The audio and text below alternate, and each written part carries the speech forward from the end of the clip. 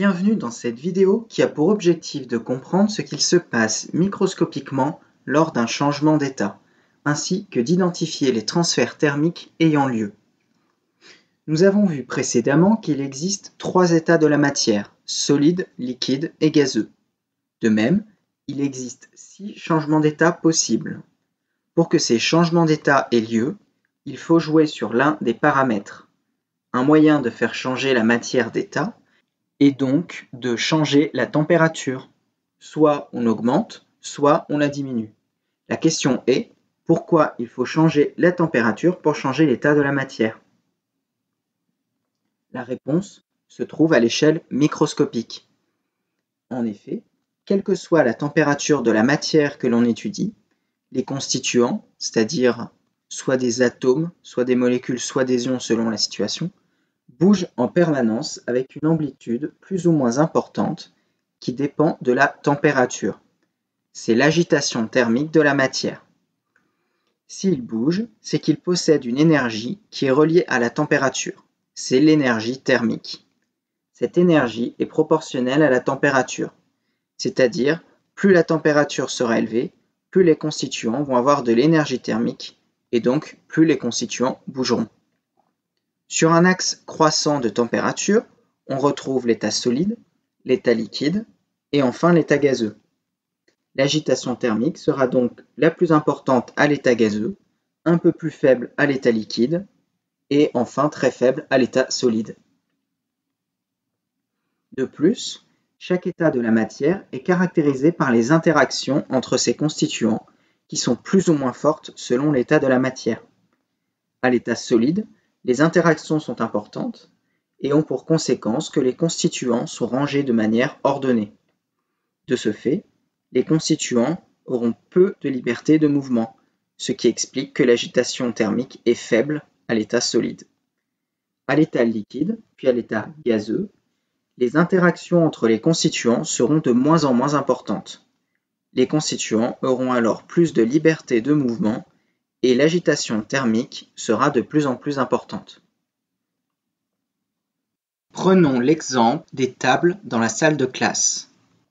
À l'état solide, les tables sont alignées en ligne et en colonne. Si l'on veut que tout reste aligné, on ne peut presque pas bouger les tables. L'agitation thermique est faible. Ensuite, on rassemble toutes les tables au milieu de la classe et on met des roulettes sur les pieds. On est à l'état liquide. Les tables sont rassemblées à cause des interactions, mais sont continuellement en mouvement. Les constituants ont plus de liberté de mouvement et l'agitation thermique est plus importante qu'à l'état solide. Enfin, on dispose les tables de manière à occuper tout l'espace possible et ensuite on les fait rouler n'importe où dans la salle. Les tables vont se cogner et les mouvements seront importants. L'agitation thermique est importante, c'est l'état gazeux. Une question que l'on peut encore se poser est: pourquoi le changement d'état se fait-il à une température précise? On a vu il y a quelques instants qu'en augmentant la température, on augmentait la mobilité des constituants dans la matière. On voit alors arriver le cas où l'énergie thermique sera plus importante qu'une ou plusieurs interactions ayant lieu entre les constituants.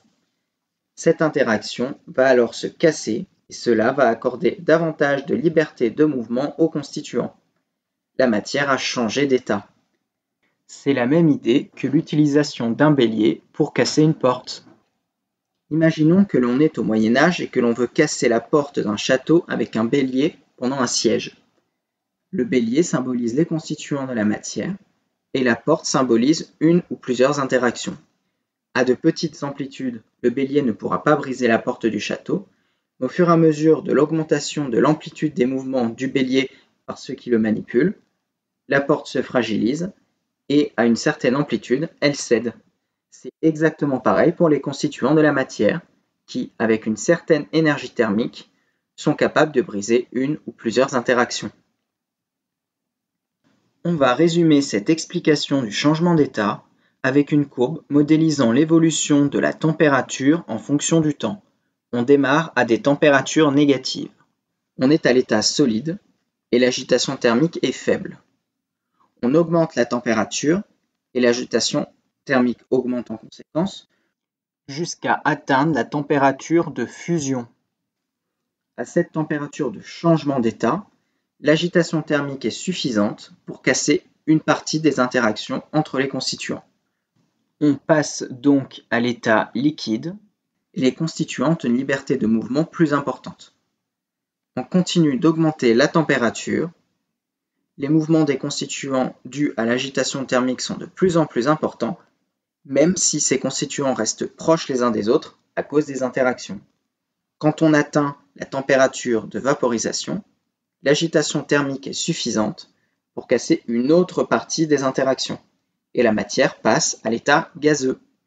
Les interactions sont alors très faibles, et les constituants occupent tout l'espace auquel ils ont accès.